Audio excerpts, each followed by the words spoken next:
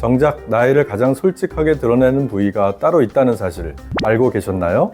제가 오늘 다른 것은 다 잊으셔도 이것 하나만은 꼭 기억하셨으면 합니다.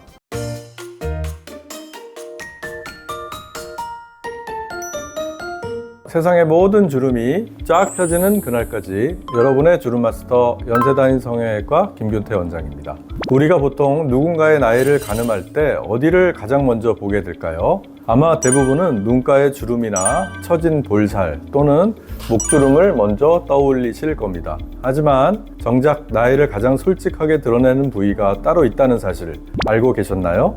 실제로 저희 병원을 찾아주시는 환자분들을 만나보면 얼굴 전체적으로는 관리가 잘 되어 있는데 입술 주변만 보면 확실히 나이가 드러나는 경우가 많습니다. 또 손을 보면 얼굴 나이와 실제 나이의 차이를 금세 알 수가 있죠. 오늘은 왜 이 부위들이 나이를 드러내는 지표가 되는지, 그리고 어떻게 관리해야 하는지에 대해서 상세히 설명해 드리겠습니다. 그럼 바로 시작해 볼까요? 흔히 고양이 주름, 바코드 주름이라고도 불리죠. 이 주름은 인상을 매우 까다롭고 나이 들어 보이게 만듭니다.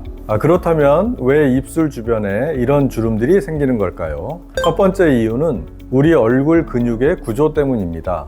우리 입 주변에는 입둘레근이라고 하는 동그란 모양의 근육이 피부 바로 밑에 붙어 있습니다. 우리는 말을 하고 음식을 먹고 표정을 지으면서 하루에도 수십만 번씩 이 근육을 사용하죠. 다른 부위와 달리 피부를 지지해줄 뼈가 바로 밑에 없기 때문에 반복적인 근육의 움직임이 그대로 피부 주름으로 이어지기 쉽습니다. 두 번째는 피부 노화입니다. 나이가 들면서 피부 속 콜라겐과 엘라스틴이 감소하고 피하 지방도 빠지게 됩니다. 피부의 볼륨과 탄력이 떨어지니 마치 바람 빠진 풍선처럼 표면이 쪼글쪼글해지는 것이죠. 세 번째는 생활 습관입니다. 흡연은 입술 주변의 혈액순환을 방해하고 피부 노화를 촉진하는 최악의 습관입니다. 담배를 빨아들이는 동작 자체가 주름을 유발하기도 하죠. 또 빨대를 자주 사용하거나 입을 오므리는 표정을 자주 짓는 것도 주름을 깊게 만드는 원인이 됩니다.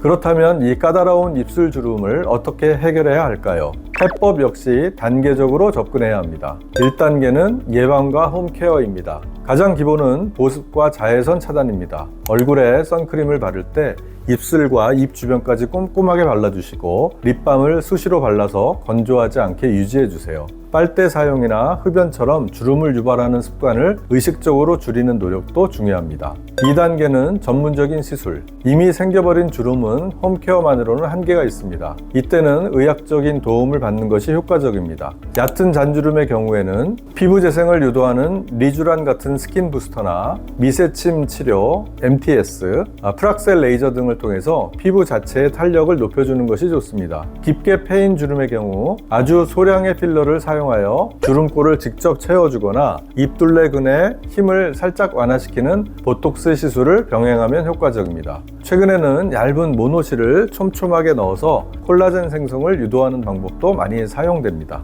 가장 중요한 것은 입술 주변은 매우 예민하고 움직임이 많은 부위이기 때문에 시술이 과하면 표정이 어색해질 수 있다는 점입니다. 따라서 반드시 경험 많은 의료진과 충분히 상담하여 본인에게 맞는 자연스러운 방법을 찾는 것이 핵심입니다.